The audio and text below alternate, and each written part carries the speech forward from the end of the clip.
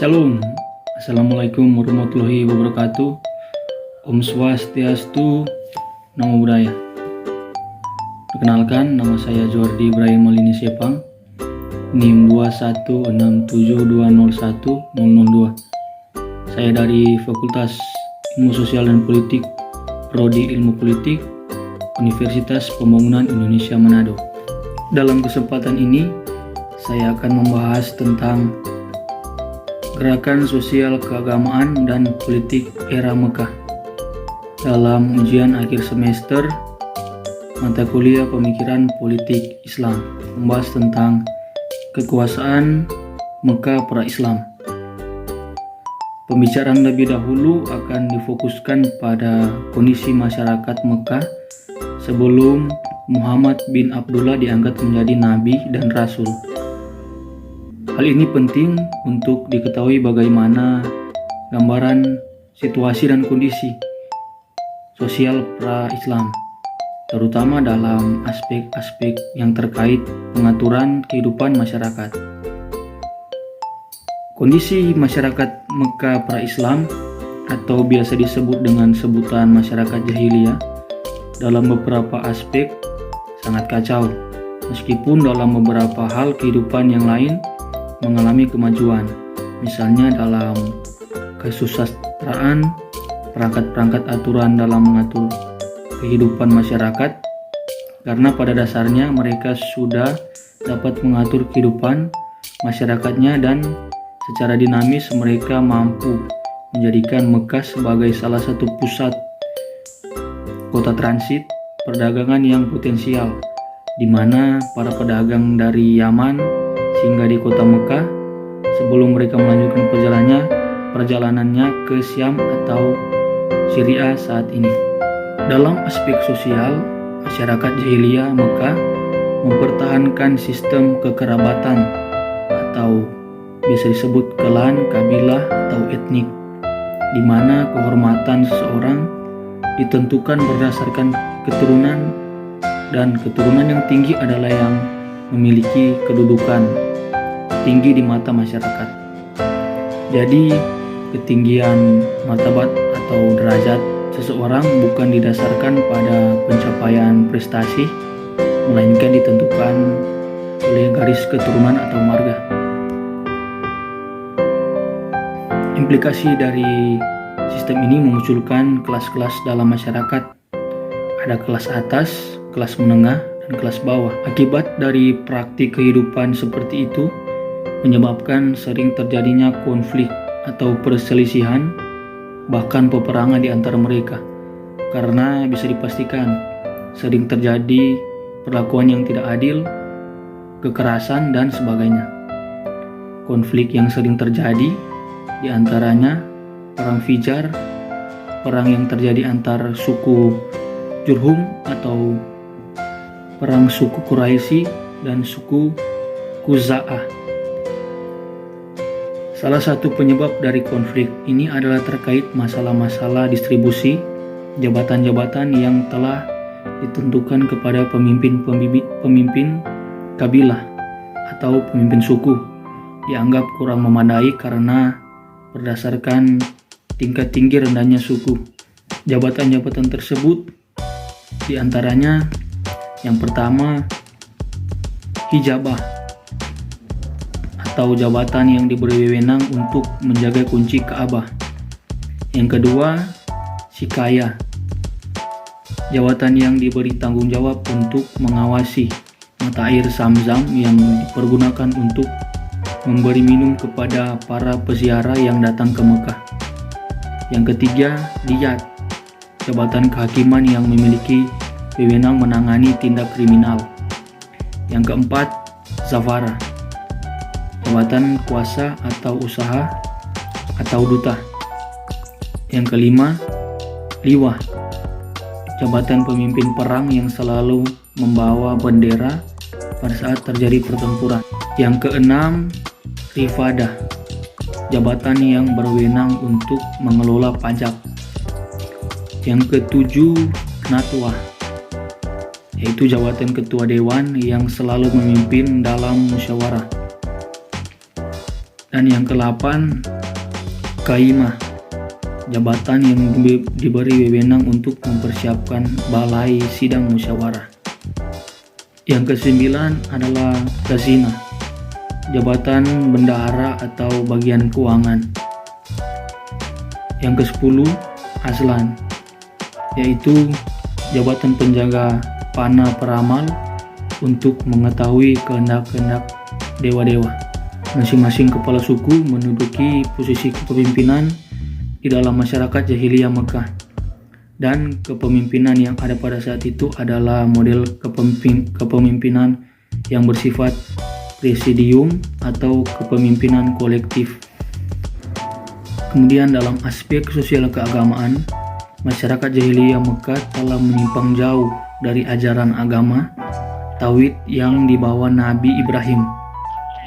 Agama yang dulu mengajarkan menyembah hanya kepada Allah yang Maha Kuasa berubah menjadi agama yang dipenuhi dengan kemusyrikan, yaitu penyembahan kepada patung berhala, bukan kepada Tuhan yang Maha Esa.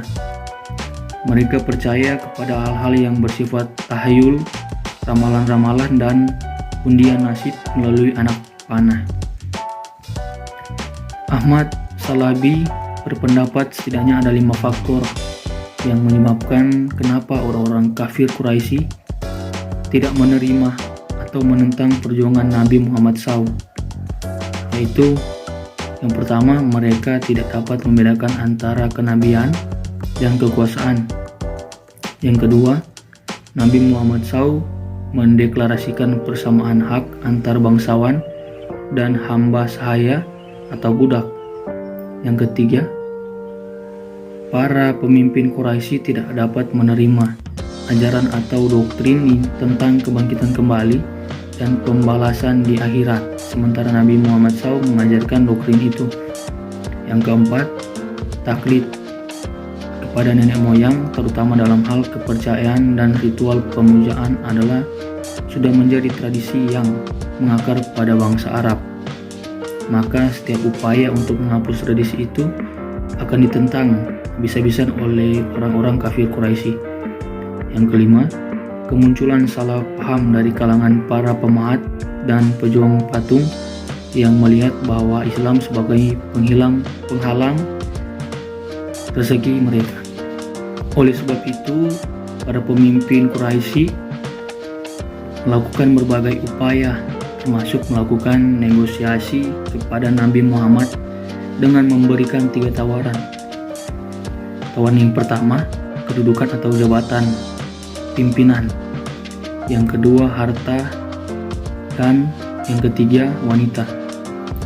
Mereka akan memberikan tawaran tersebut kepada Nabi Muhammad SAW, asalkan Nabi Muhammad SAW menghentikan aktivitas pergerakannya. Sangat tragis ketika tawaran itu ditolak Nabi, dan bahkan Nabi bersumpah, "Demi Allah, jika mereka meminta aku untuk meletakkan matahari di tangan kananku dan bulan di tangan kiriku, aku tidak akan berhenti untuk melakukan sehingga agama ini atau Islam memperoleh kemenangan dan dianut oleh masyarakat."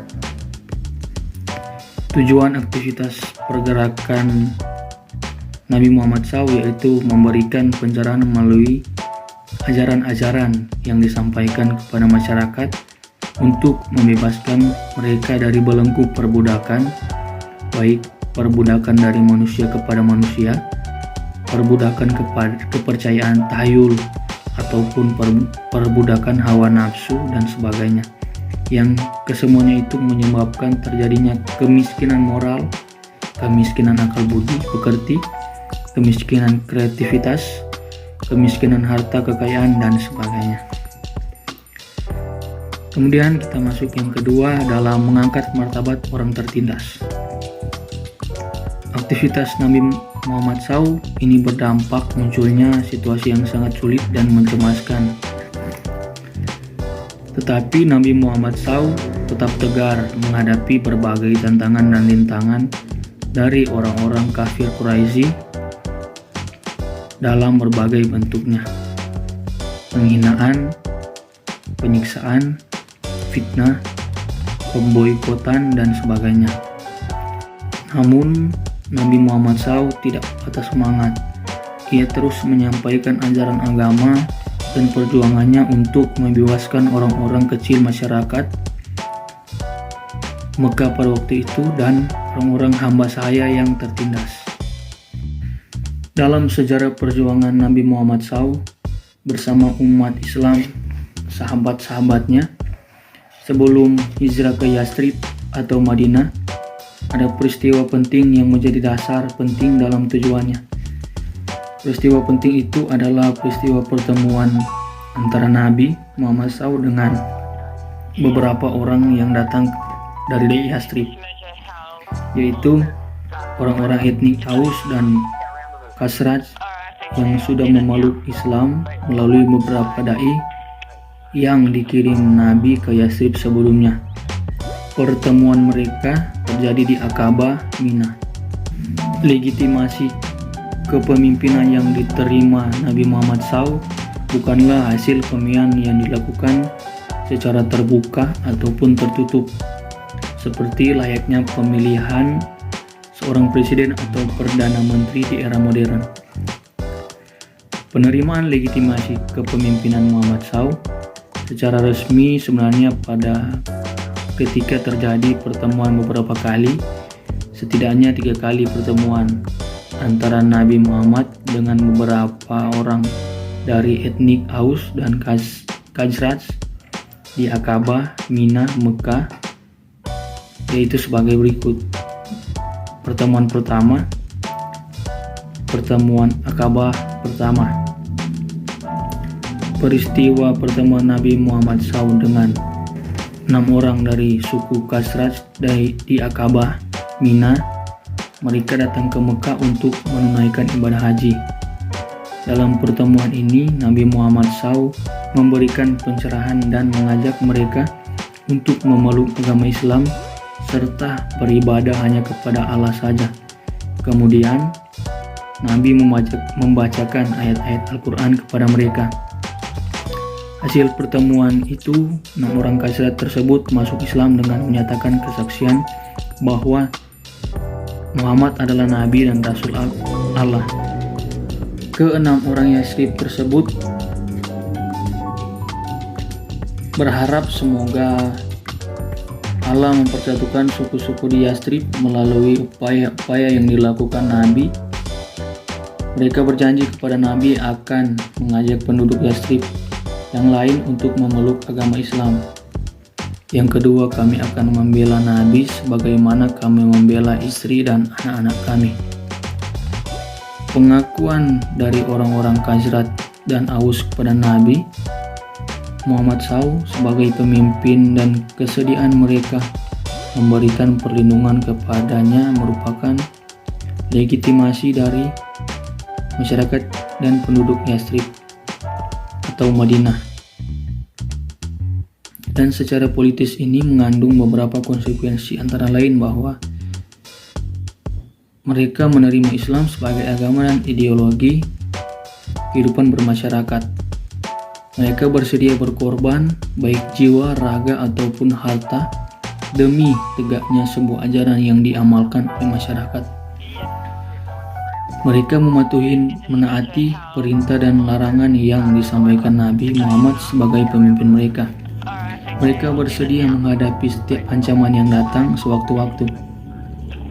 Mereka memberikan bantuan kerjasama kepada Nabi untuk mengatur dan memanage komunitas Khazraj dan Aus dalam mewujudkan kehidupan yang mulia. Kurang lebih sekitar 150 orang telah meninggalkan kota Mekah. Ia melaksanakan konsolidasi kekuasaan politik dan membangun sebuah negara berdasarkan petunjuk pesan kenabian. Yathrib kemudian berubah nama menjadi Madinah atau Madinatun Nabi.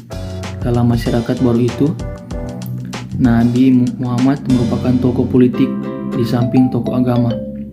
Dia seorang nabi, kepala negara, panglima perang, hakim agung, dan pembentuk hukum. Komunitas baru ini sebagaimana ditegaskan Anthony Black didasarkan pada syariat yang dirancang untuk menerapkan aturan-aturan tentang moral, hukum, keyakinan atau akidah, dan ritual agama atau ibadah, perkawinan, jenis kelamin, perdagangan, dan kemasyarakatan. Oke, baik, kesimpulan dari materi ini adalah pada masa jahiliyah Mekah, sistem sosial keagamaan yang sangat kacau merupakan kejadian yang diinginkan masyarakat jahiliyah. Adanya penyembahan berhala, penindasan, perzinaan, dan segala jenis kekejian lainnya. Hal itu merupakan hal yang sudah menjadi kebudayaan bagi masyarakat jahiliyah Mekah waktu itu. Akan tetapi, dengan munculnya sosok Nabi Muhammad SAW yang menjadi pimpinan atau pemimpin umat Islam, Muhammad memperjuangkan penghapusan penindasan yang dilakukan oleh jahiliyah, dan Nabi Muhammad berhasil memimpin umat Islam dan politik Islam melalui terpilihnya Nabi Muhammad SAW dengan proses pertemuan Aqabah, sehingga dari pertemuan itu umat Islam berbaiat kepada Nabi, kemudian berhijriah ke Yathrib dan mendirikan negara Madinah. Demikian pemaparan materi dari saya tentang gerakan sosial keagamaan dan politik era Mekah.